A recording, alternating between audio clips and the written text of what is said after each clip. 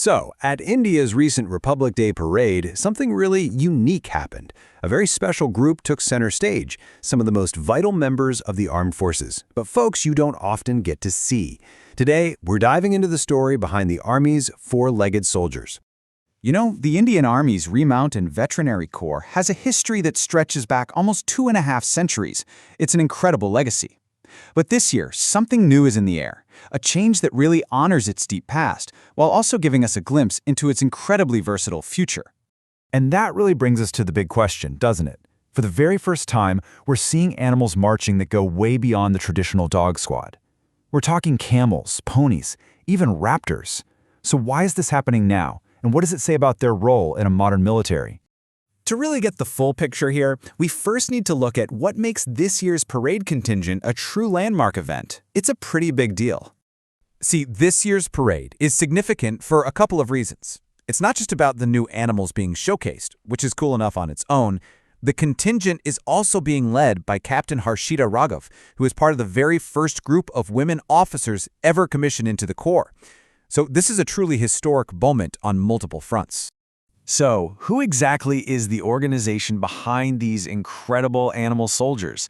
Let's take a closer look at the Remount and Veterinary Corps, or as they're often called, the RVC.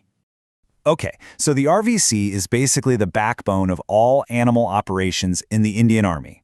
Their mission is huge. Everything from breeding and raising the animals to training them for some highly specific and often very dangerous jobs.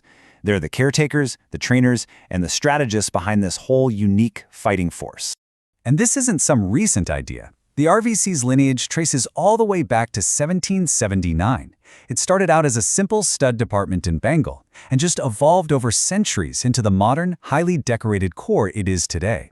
They even received the prestigious President's flag back in 1989 for their exceptional service. This right here is at the very heart of the RVC. Their motto, Pashu Seva Asmakam Dharma, translates to service to animals is our duty. It's such a powerful statement, and it really drives home the deep respect and the bond that exists between the soldiers and the animals they care for. Now, while the parade is an absolutely fantastic display, the real work these animals do happens far, far away from the public eye, in some of the most challenging environments you can possibly imagine. And believe me, their work is anything but ceremonial. It's critical, it's life-saving. Just think about it for a second. You've got mules carrying essential supplies where no vehicle could ever dream of going, dogs sniffing out deadly explosives to clear a path for troops, or even finding survivors buried in an avalanche. These animals are, without a doubt, active and operational force multiplier.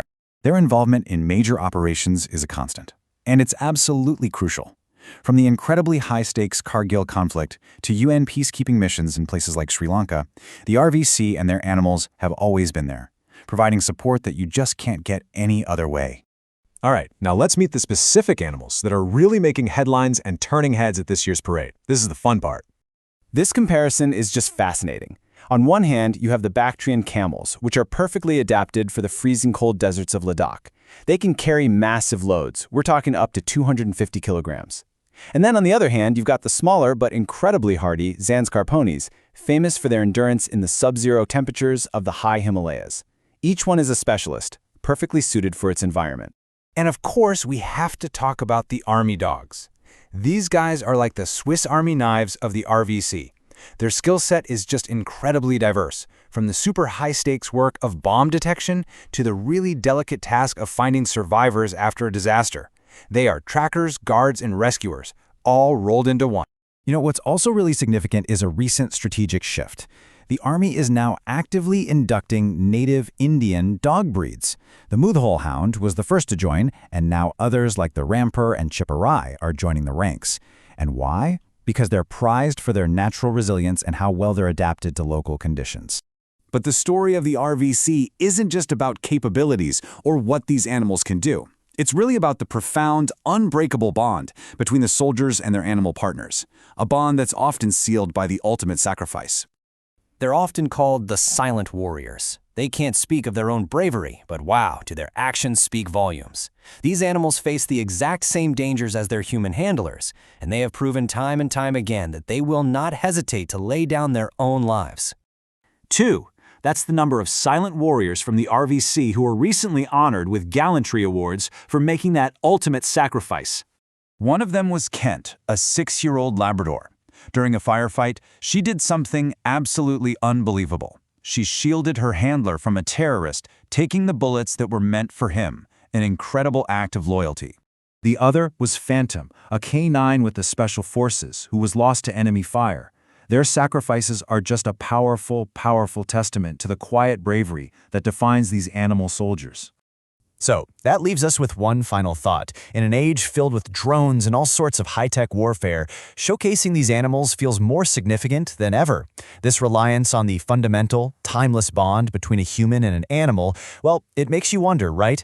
In our modern world, what does this enduring partnership truly signify about the nature of warfare, loyalty, and courage?